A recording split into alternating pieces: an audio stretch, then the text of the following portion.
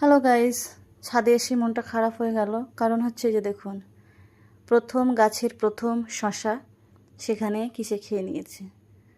ভাবলাম এটা পেরে সবাইকে প্রথম খাওয়াবো, আমি একটু একটু করে সবাইকে দেবো, কিন্তু দেখুন না কি অবস্থা। মনটা ভীষণ খারাপ। দুটো মাত্র ধরেছে, তার মধ্যে একটা এরকম অবস্থা, যেটা প্রথমটাই। তো ভাবলাম যে রেখে আর কি করবো, তো পেরে নিই। তো আর কি, এ তো পেরে নিলাম, যে পেরে নিই। কী অবস্থা করেছে! আচ্ছা, কিসে করেছে এটা বলতে পারবেন কেউ? আমার তো জানা নেই। তো এই তো পেরে নিলাম প্রথম গাছের শশা, কিন্তু এরকম অবস্থাতে পারতে হবে ভাবতে পারিনি।